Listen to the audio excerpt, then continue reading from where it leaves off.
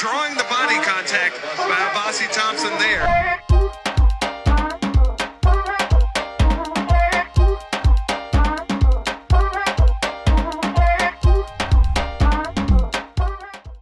All right, that was really disgusting right out the gate. It was, though. Look, my name is AMON. Say what you want, just spell my name right. I want to welcome you to the Corner Convo. This is episode 267. Damn. To my left, we have the internet's #1 hater, AB in the building. What's happening? You know it, brother. We here. This podcast for Chicago by Chicago. We like to highlight our tastemakers, our influencers, our movers and shakers, and kind of work our way out. So again, thank you for subscribing, commenting, engaging. Hit the subscribe button, hit the follow, do all that, man. Keep rocking with us. We're going to keep feeding y'all this content. Absolutely. Now, that's out the way, okay? Let's start with the hometown, probably the most historic franchise in baseball history. Yeah. The Chicago Cubs. The Cubbies. I want to go ahead and give them some hand claps, Only you. For winning. With a Sox hat on. Yeah, I mean, it's all about Chicago at the end of the day, right? For winning the wild card, beat the Padres in 3. Yep. Had the city buzzing. The white folks definitely didn't go to work the next day. They were all through Wrigleyville going crazy. Getting hammered. Every game, win or lose. Hammered, bro. And then the Cubs decided to celebrate like it's 1999, i.e. Prince, popping the champagne, got the goggles on. Everybody's dancing, having a good time. Series. The IG is going crazy. Social media is going crazy. Then we get to Milwaukee. Brewers. We pull up in Milwaukee. 2-hour drive tops. If it's traffic. They get over there, man, and get their ass whooped first game out the gate. 9-3, if I'm not mistaken. Berated. Now, I heard the coach say, or the manager say, hey, it's just a game. Game 1. They did what they supposed to do. We're not going to get too high. We're not going to get too low about it. But here's the thing. This is the Cubs. Every win and or loss counts for something. Absolutely. We don't have the luxury to take an L in the playoffs because we don't make the playoffs. We don't got the roster like that. And for Milwaukee to jump out on them like that, man. Party on their ass. Man. Like they judged their little brother city. And I believe it's a 5-game series. So it's going to be a 3-game series. You got Milwaukee in 3? They're going to sweep them, bro. Oh, my God. I also hate the Cubs, so take what I say with a grain of salt. You know what I'm saying? They got that song, Go Cubs, go. Go your ass home. That's what Milwaukee's singing right now, though. Low key. Who logo fresher? The mid with the ball in the middle or the blue and red C? Y'all didn't see me throw that C up. Hard to buy, brother. Definitely blue and red C all day long. Because Milwaukee has had some terrible color waves throughout their years. They got some dope ones, bro. No, they just kind of got fly. Okay. Back in the day, they was ass. You know what I mean? The Cubs got a more historic stadium, better party atmosphere. Milwaukee, y'all got nothing but Giannis, the Brewers. Y'all don't got Green Bay. That's not Milwaukee. I don't know what else y'all got. They got a spot called Zaza's. Maybe it's a bootleg Baba's. When I was there, times I shouldn't have been there, doing what I should have been doing as a young man, filling out his way through life. Zaza's was fire. Off of King Drive of all places. Everybody got a King Drive. But the Cubs going home. Cubs fans, come on, man. Just take that little trip y'all got up there. Enjoy it. You know what I'm saying? It's not too bad on the gas, on the whip, on the young vehicle. You know what I'm saying? You can say you took the wife somewhere, the kids somewhere. It's an experience. Come back. You know what traffic going to be heavy. It's going to be light. You can make sure it's convenient as possible. But enjoy that. Come back. Get your ass back. Get belt to ass at the crib. Belt to ass. A-S-S apostrophe D. I made it a verb. Past tense too. You know what I'm saying? Come on back to the crib. And we're going to be waiting for y'all. Sox fans will be waiting for y'all with open arms at the door of loserdom. Okay? Welcome back. You can have the winter off. You can have the winter off. Just a few stats though. Let's be clear. If I'm reading this correctly, it looks like the Cubs record this season was 7 wins and 6 losses against Milwaukee. Playoffs count. Again, they're beatable. You give them a shot? Yeah, I'm giving them a shot. Shot in the ass. Nobody here pause. So we'll actually see today. They play today at 8 o'clock. Come on, we'll Milwaukee. see what happens. See these fingers right here? Look, hometown love. I'm not going against the Cubs. Looking at what they've done in regular season, obviously it can be done. 7-6 total. Yeah, NL that's cool. Central, yeah, playoffs. Look, The city's behind you. The city's behind them. The city's behind us. I'm going 3-2 Cubs. I'm happy for you, that it's funny you say going against. You're not going to the Cubs away from the home team. You need to reach out, hit the black book, you know what I'm saying? The industry Rolodex you got. Reach out to the WNBA's VP NBA. Fuck the goddamn vowels and consonants, man. You know what I'm talking about? WNBA, sir? No. She's the VP of the WNBA. Oh, VP. Okay. NBPA. There you go. There's a P in there somewhere. I keep it P. Stop playing with me. Reach out to Nepheesa. Reach out to Nepheesa Collier. Collier, have you said you want to be fancy? It's Collier. You want to be regular? It's Collier. And tell her don't go against the organization she's in. You know what I'm saying? Did you see what she said about the W? I could have beat that a long time ago. Just said the fucking W, bro. There you go. Wow. There you I'm go. such a loser. There you go. So Nepheesa Collier blew up the entire world of the WNBA. Beyonce's internet, Drake's Wi-Fi, blew it up. At the end of her losing the playoff game, she came out there and gave a 4-minute exit interview. She wrote it after the game, bro. And so here's my thing. She had to. Here's my thing, right?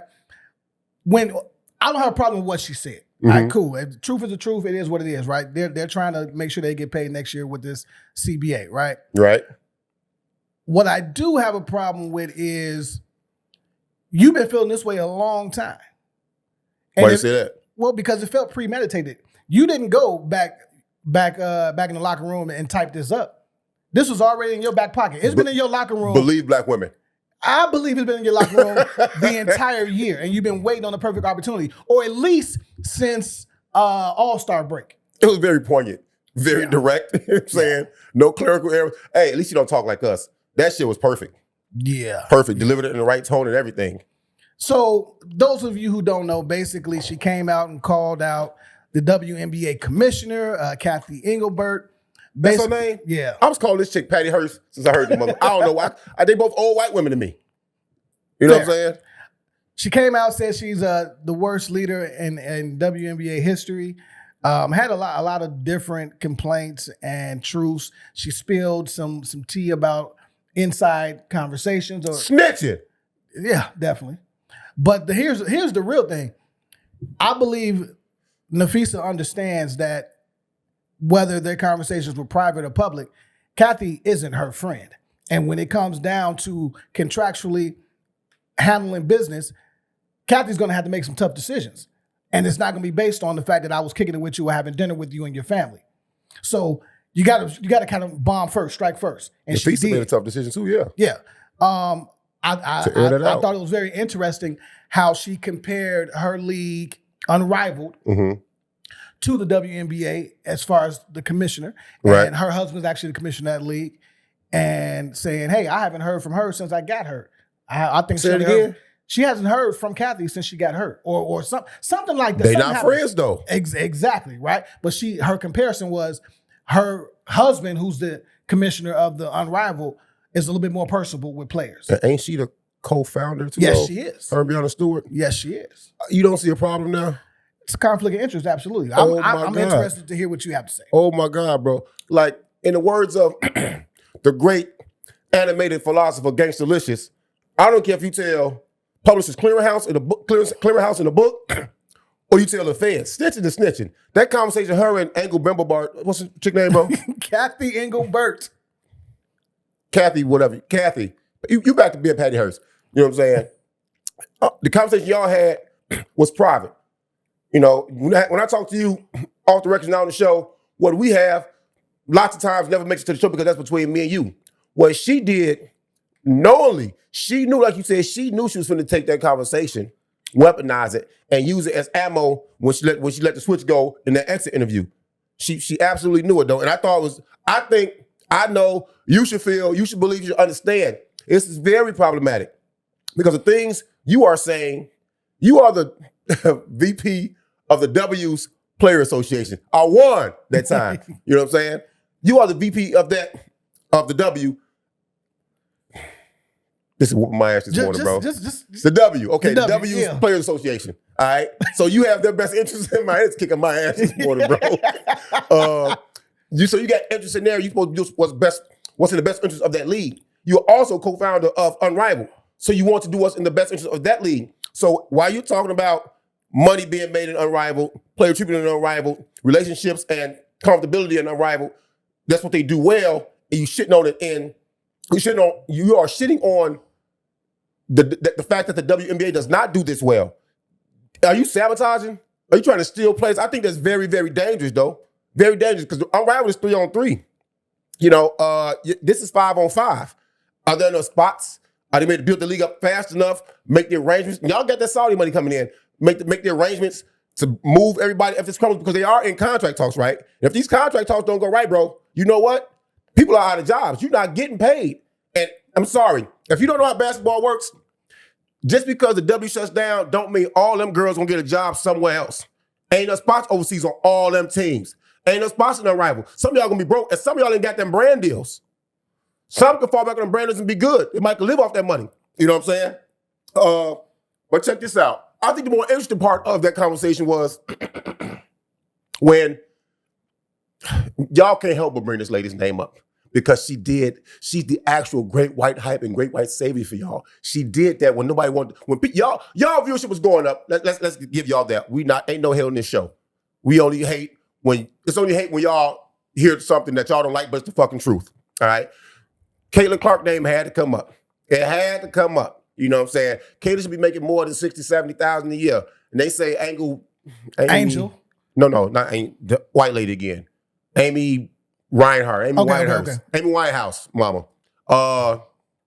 The commissioner of the WNBA, when she said, well, Caitlin's lucky she makes that $15-16 million off the court. You know what I'm saying? Pretty much because she's in the WNBA's platform. And people went up in arms about that. I didn't see the problem. I didn't think she was wrong. Here's where she was wrong. Caitlin already had a platform.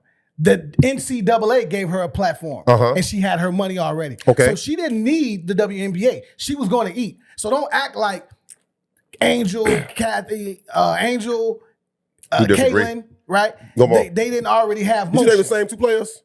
Yeah, I did. But she has a very plantation mentality or point of view or business model. It's coming off like that. To say she should be grateful. She should be. It's a privilege to play in these leagues, bro. Yes, it's a privilege. I'm not stepping in fashion, bro. It's a privilege. Yes, it's a privilege, but it's don't act like you built what I already came with this. I came with this $10 million before I stepped foot on a WNBA court. I'm glad you said that. I'm so glad you said that. So Caitlin does what she does in college. Angel does what she does in college. These sisters, and this Caucasian sister and his sister, they do what they do in college, and say the W don't exist, all right? They got these brands in college, okay? There's no W to go to. They go overseas. Do they get these same brand deals? No. So how is Engelbomber? What is this bitch name, bro? Englehert, brother. Englehert. Cathy Englehert. Cathy Plantation Englehert. All right. So how was she wrong then, bro? How was Cathy, whatever her last name is, wrong? She's not wrong, bro. She's not wrong at all. And look, let me show you this real quick, bro. I had to Google this last night, man, you know. So say the W didn't exist, all right? These are some of her deals she has. She has Nike, Gatorade. Now keep in mind what I'm saying. I want you to tell me how many of these she could keep if she had to go overseas and play. How many of these brand deals would still give her a bag? Now we just playing devil's advocate, or we're playing businessman and we got the money to hand out like Shark Tank. We can hand out money to these players.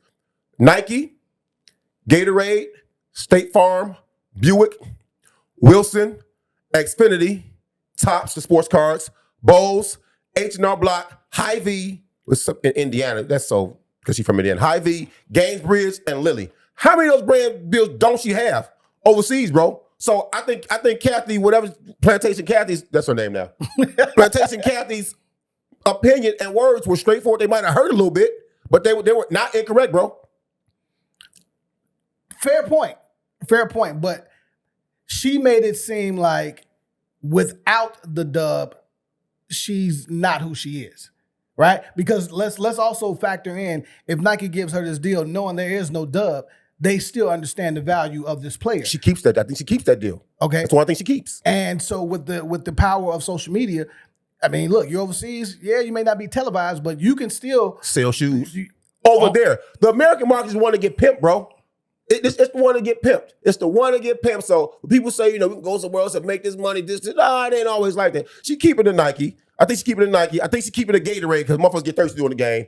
I don't know if they even got State Farm in these other countries for insurance. I know they don't drive motherfucking Buicks. I've been over there. They drive our luxury cars like they trash cars.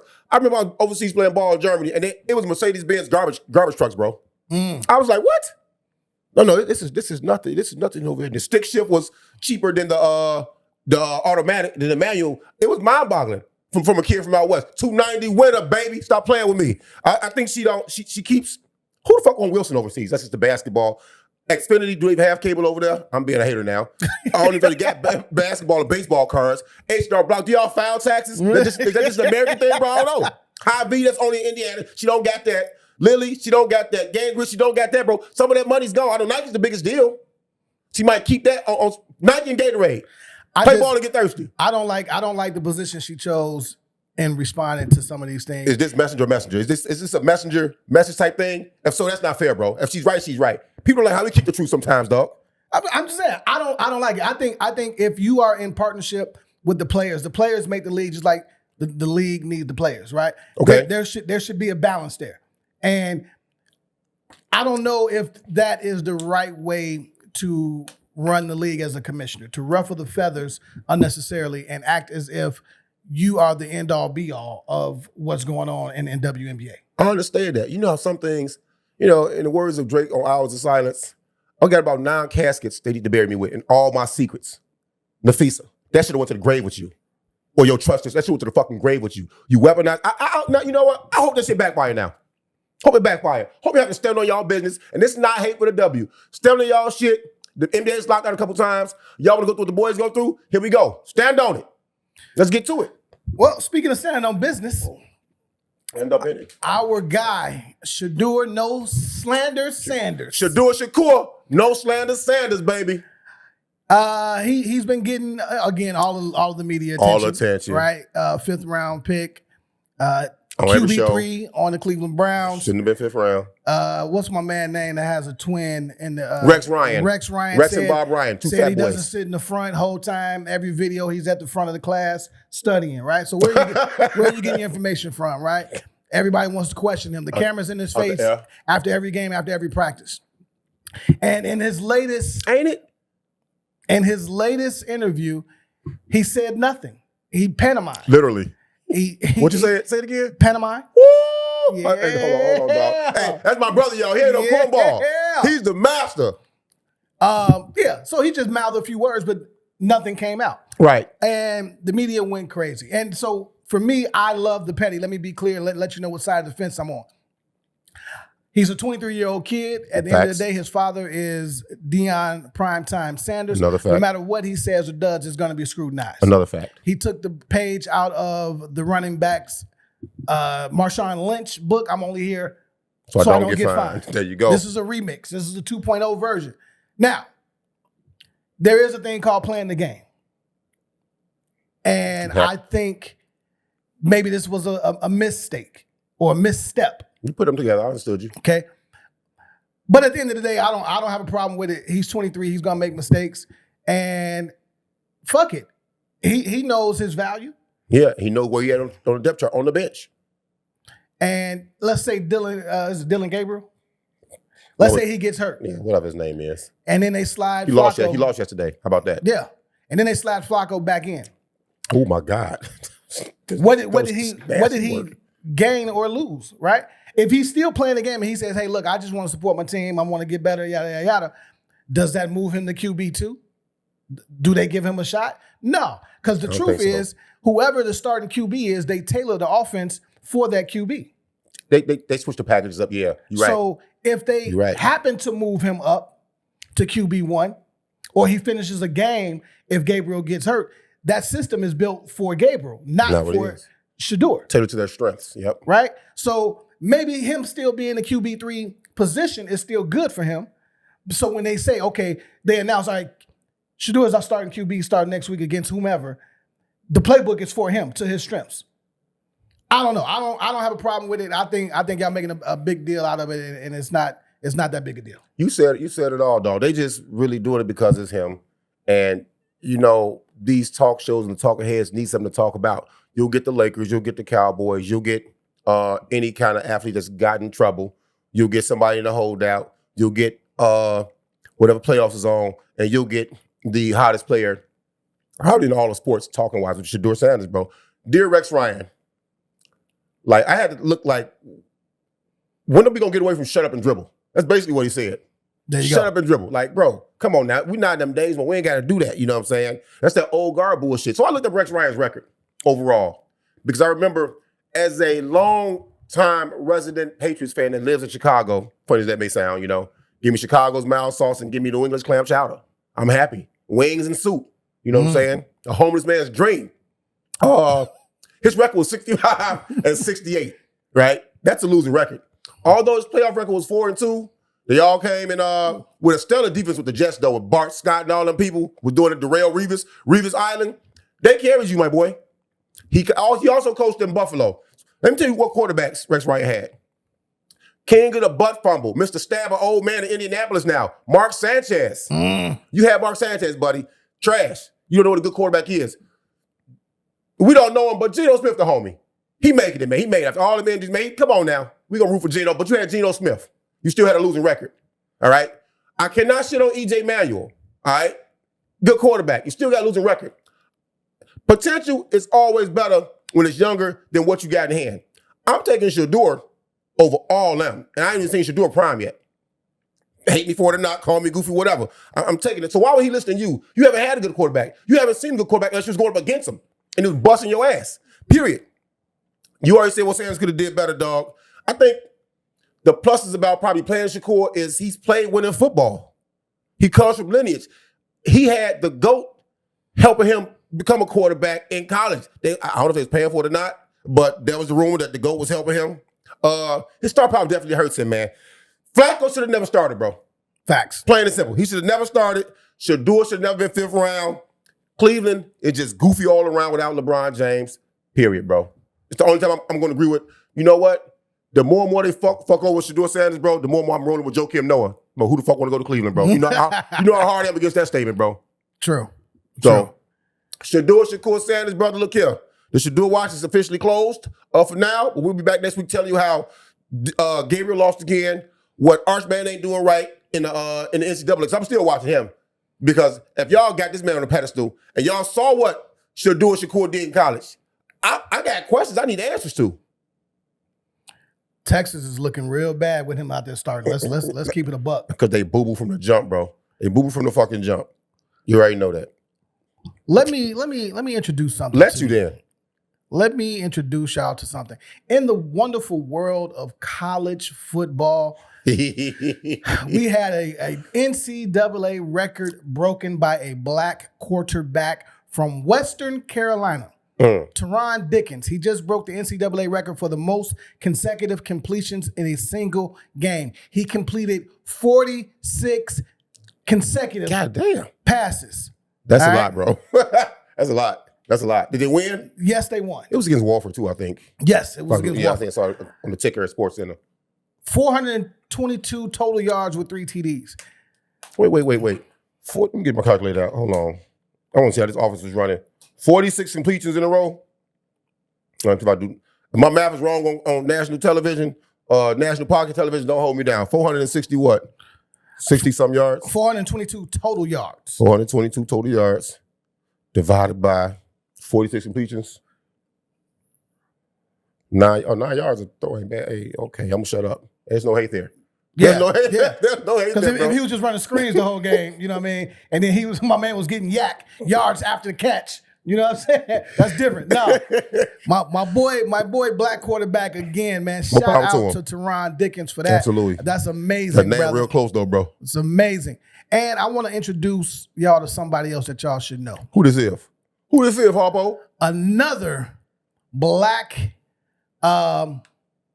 astute, human, female. I love all women. I want to introduce the audience to Marian Croak. This black woman, she invented the technology for Zoom, FaceTime, and WhatsApp. and she's finally getting her credit or her flowers inducted to the Inventors Hall of Fame, which is amazing. So the phones that you are on, your right meetings, now, that when you're having these conversations about where your business is going, your FaceTime when you're checking on your kids, or when you're getting nasty at night, you know what I mean? Who knows? Here you go, dog.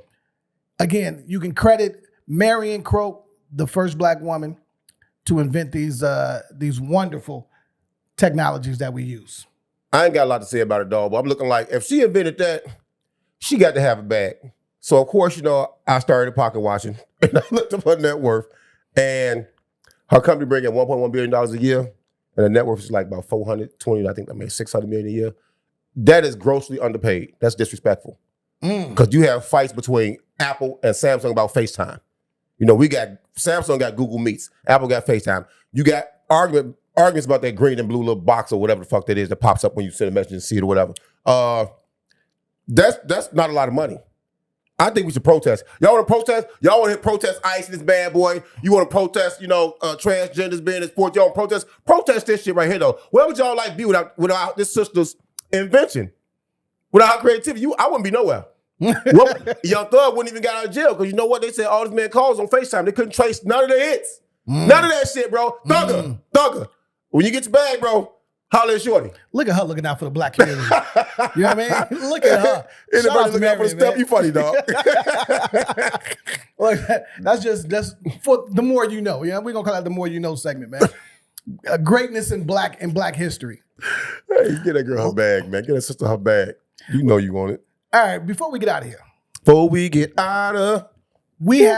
We've done some comparisons of certain players that played on different teams, different eras.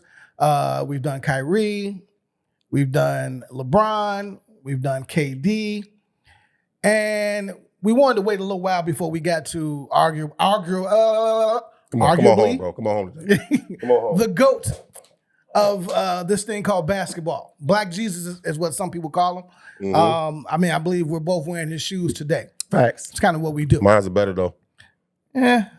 Nah. Which is an interesting point. What do you call those? I don't know these names. These are fours. For what? You know the fancy name, the kid's name for it? These are the I forgot, man. At least I know these are the cherry reds. Oh, okay. I can just call it that. So cherry red. We want to take a look at the best version of Mike. All right, and so we're looking at the eras, the early 80s, the 90s, which is Dynasty, and then the 2000s with the Wizards. All right. Beautiful basketball in 2000s. So just so y'all know, we're going to use very specific metrics. This is news to me. This is a setup. Yeah. This is a setup. See what I did there? This is a setup. All right, so we're going to go with winning impact, scoring dominance, accolades, and efficiency. Is that fair? Easy work. Okay, cool. Easy work, bro. So in the late 80s, right? We're going 86 to 89. That Jordan to me was a scoring machine. All right. Young, hyper athletic, most explosive version we'll probably ever see on the basketball court. Yeah. Most explosive player I think I've seen until I saw Chicago's very own. Who that? Derrick Rose, bro. There you go. He averaged 35 in 1987, a shooting percentage of 53% from the field. He won Defensive Player of the Year in 1988. 23 shots per game, I know. He was the only guard to lead the league in scoring and win the DPOY in the same year. Two-time MVP, won in 88. Okay. This is nauseating. The Bulls were not good. They were okay. Doo-doo. No championships yet. They weren't even okay, bro. That was bad. No Scottie Pippen for real, like the evolution of Scottie, right? He was there, though. Yeah, he was there. We're going to put him there, okay? Let's see here. What else happened in the early 80s for Mike? Dunk contest winning Mike. Free throw line Mike, you know what I'm saying? Yeah, that Mike, 63 in the guard. Mike, they got swept Mike. That Mike, yeah, you know what I'm saying? It's cool. He also led the league in steals at 3.2 in 88. Definitely paid the pass the lane and didn't stick his man. So my verdict on the 80s Mike is the most unstoppable individual scorer that we've ever seen. Okay. Any pushback from you for the 80s? Uncheckable. No, ain't no pushback. Well, let's go ahead and go to the 90s. Where would you like to start with the 90s? You got to start with the first 3P, bro. You got to start the verse 3P. You know, that Mike was midlife crisis Mike, bro. You know what I'm saying? People thought once he hit those 6 threes against Portland, he was a sniper. No, motherfucker. You know? That's why I kind of laughed and said light work. I didn't kind of laugh. I did laugh when you started listing the metrics, bro, because you look at Mike's career, except for maybe the Wizards, them numbers stay the same his whole career. 3-point percentage, 2-point percentage, free throw percentage, shots per game. All that shit stays the same, bro. You know what I'm saying? So how do you really get a best version of Mike? Like you brought up, you got baby Mike and teenage Mike. To me, that's 85 through 89, maybe. You know, midlife crisis Mike. Still had a little hair on his head. Yeah. You know, fade was terrible. Still was attached to Juanita some kind of way. You know what I'm saying? I'm definitely always gonna throw the shots in there. Midlife crisis Mike was 90 to 93. We all know he quit on the game for a year. And then OG Mike is the second 3P. You know what I'm saying? It's either you take the athleticism and explosiveness versus OG Mike, who still was athletic. Mike was like a dope dealer, bro. So now we got to go. Mike was like a dope dealer his whole career. You know, some dope dealers had a product where you come out, they got the raw. You know, they got the strong shit out there. It's the best of the game. It's not stepped on. It's not stepped on. They trying to stretch it out. But OG Mike was after, like, you know, what's my man name? G Money gave the little vow to motherfucking to Wesley, to Nino. And he said, yeah, we can put this out there. Man, they had Pookie in there stretching that bad boy out. Mike gave you less with more. He gave you more with less. He didn't have to go to the bucket every time. Young Mike was a jump, punch your ass, contort his body all kind of ways. OG Mike was, you finna get this fadeaway and his pretty ass reverse. It's fadeaway, it's pretty ass reverse left. You finna get that Mike. You finna get the foul draw on Mike. You know what I'm saying? I'm gonna bring you back to me every time. That's OG Mike. Hey, this dope gonna bring you back every time. That's how I get the foul on your ass. And well, I had to use a different metric, bro. I knew he was finna go there. I knew he was gonna go there, bro. He was gonna go there. Early Mike had, of course, the ones and the twos. That early Mike you talking about was the most unstoppable scorer. He had the 3 through 9 Jordans. Now, I got to put that against OG Mike, who I think is my favorite Mike. OG Mike, you know what I'm saying? He had 11 through 14. Now, 14 was trash. Super.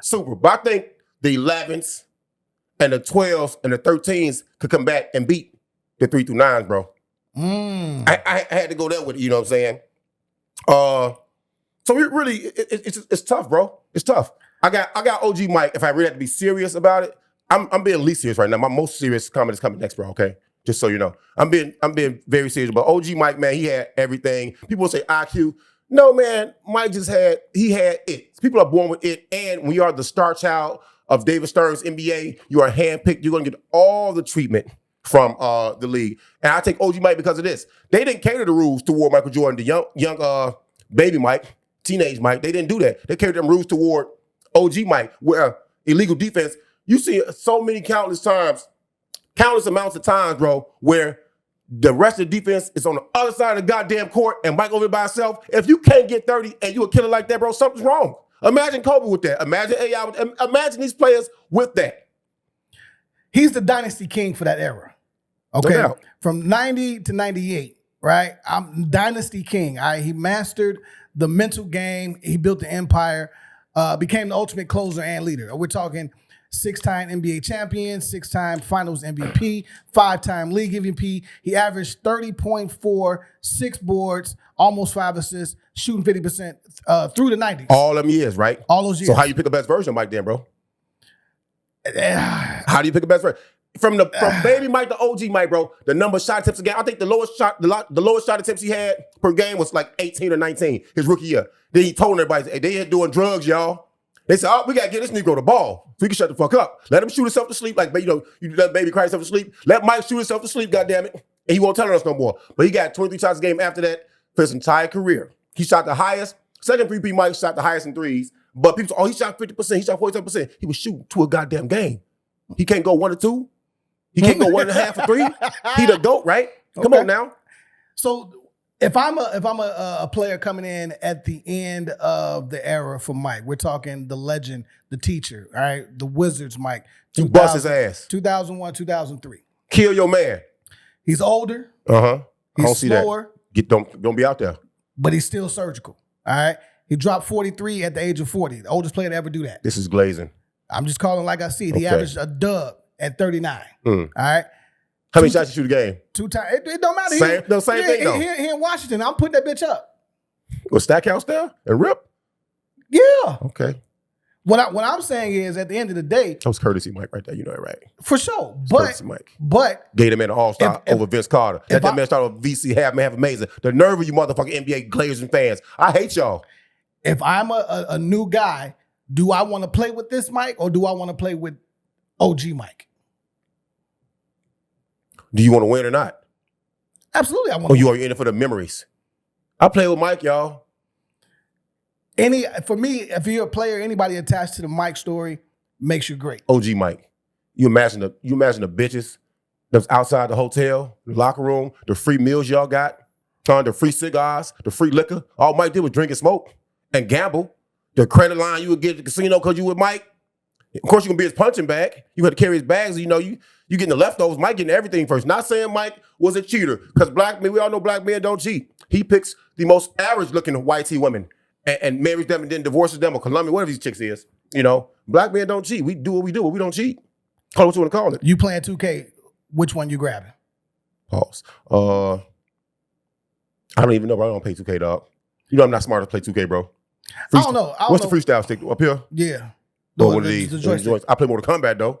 I kill you on that shit. And we gonna keep it a buck, bro. Give me Space Jam Mike, bro. They have Mike's secret stuff. He carried a bunch of Looney Tune losers to the W for the universe's fate, bro. For the universe's fate, bro. I also love the Wizards Mike, bro. It was just so fun watching Mike get torched. Watching him get abused and knocked down. Kobe standing over him. You playfully punch him like patient little bro, you know. I say, Kobe, you an asshole for that. You know what I'm saying? What's my man name that played for the Bulls in Toronto first, and then he came over to the Bulls DeMar DeRozan? DeMar DeRozan. Uh-huh. He's on record saying that the Wizards Mike is the best Michael Jordan in these eras. Fentanyl, bro. It's called fentanyl. When you use it, it does stuff to your thinking. You don't know what you're saying sometimes because he's not serious. He said he was more strategic, less athletic, obviously, but he knew the game, and the fade was unstoppable. All this fade was unstoppable, bro. Second 3P Mike, fade was unstoppable. But I also go with second 3P Mike because, you know, he had lost his father. You know, the common story that, you know, people like to say with people with no father, you know, play ball, he was hungrier. He had a story. He was more reckless. He had more cigar smoke, more liquor, more hoes. Mike was crazy. Second Mike gave us the flu game. Gave us the best shooting in the flu game, dog. Honorable season for me is watching. First of all, I love the YouTube Wizards Mike, bro. It's my pleasure to watch YouTube Wizards Mike and watch him get his ass bust, bro. It's my pleasure, bro. Half season Mike to watch them lose again because it puts into a lens of reality that Mike was human. Y'all got Mike on his cloud, you know, like it was all good times. It's all good times. Like when I see Michael Jordan highlights, a good time song, come on. You know, it's like, come on, man, good times. The way y'all be talking about him, Joe. All that cross-country shit, gambling and trips back, you know, it was just crazy though. But I'm gonna leave this here. All the shit you seen the things you seen in the Last Dance, all the players that say, you know, man, Mike could stay out all night, he'd party, he'd get up, play golf, then go play the game. You know he wasn't at 100% right for these games. So I say to say this, my old man was like, you can't do your best when you ain't at your best. You cannot be the best version of you if you are not at your best. Imagine if Mike would have took care of his body the way he's abdicated body now. Imagine that shit, bro. So I pose this question to you. It's rhetorical. Did Mike cheat the game? I think he cheated.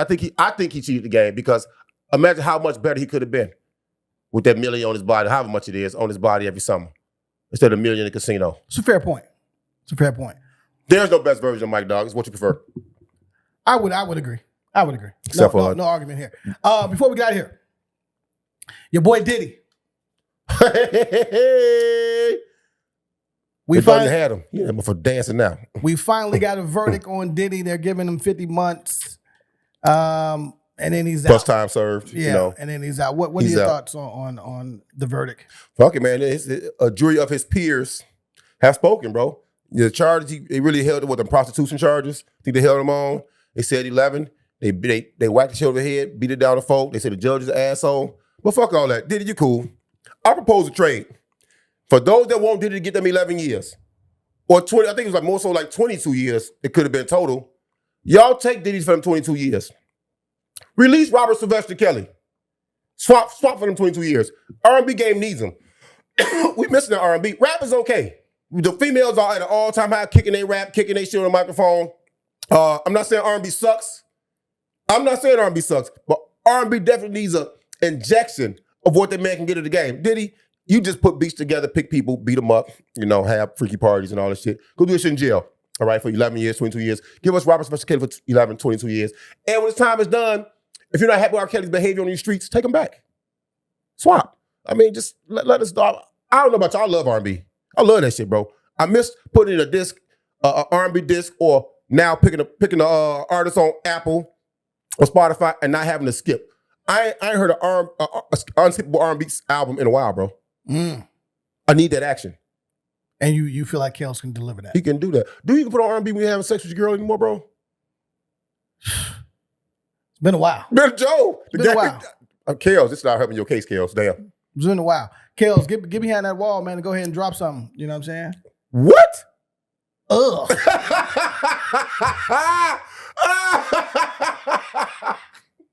Wait a minute. Wait a minute. God.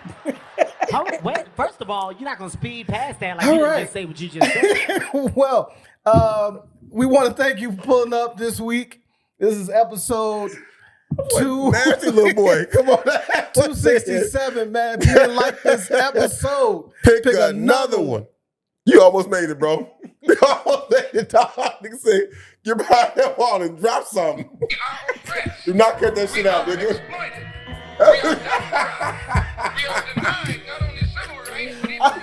Hey, bro.